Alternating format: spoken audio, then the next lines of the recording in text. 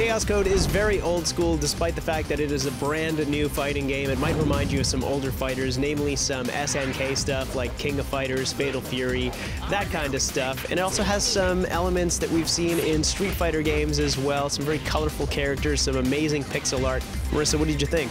Well, I love Street Fighter. I've always loved Street Fighter, so every fighting game that I play has to compare to my Street Fighter experience. And this game didn't quite measure up, but I still had a really good time in it, especially meeting some of the characters that you actually fight against, or even that you can choose to play as.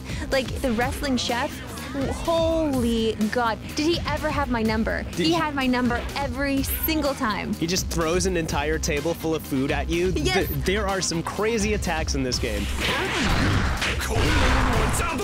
I just felt like every move that he had just didn't compare to mine, and that's something that I wish I knew off the top, was how to perform the specials that I needed to perform, because this game doesn't hold your hand at all. It doesn't, and it actually starts you off on a pretty medium to difficulty setting. So you get in there, and if you've played a lot of fighting games before, you're probably not going to feel much of a workout until maybe the 5th encounter, and then that 5th person, whoever that is on your list, will take it to you with a vengeance, and you will see stuff that you've not really seen in fighting games before. There's a character named Catherine who the game hints may not actually be a woman. It might be a dude who's just dressed up as a woman, and her attacks are completely incredible and just super out there. Every special attack, she transforms for a split second into a different character. Like her jump kick, she turns into a mermaid and flings her tail at you.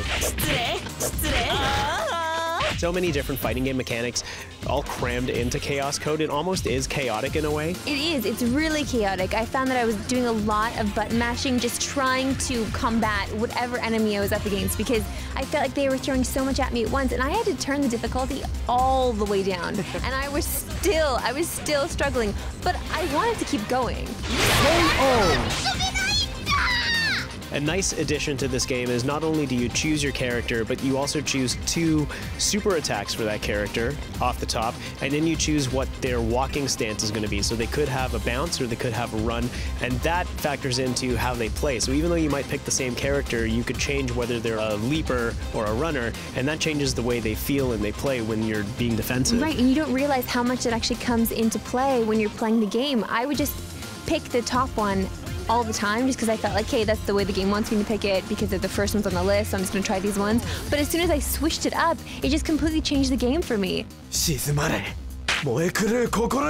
This game is a challenge. This game is definitely a challenge. So if you are looking for that in a fighting game, even though I feel like fighting games are already pretty tough, this one really made it next level for me. I'm gonna recommend it because I think it's interesting, and I think it's something for people that are fans of fighting games. If you're not a fan of fighting games, I can't say go to this one at all. I would also recommend it, but I would recommend it more so for its side-by-side multiplayer feature than for the story itself. But there's no online multiplayer, and that sucks. That's a big drawback. A game released in 2013 that is a fighting game that doesn't have online multiplayer is just somewhat of an unforgivable offense.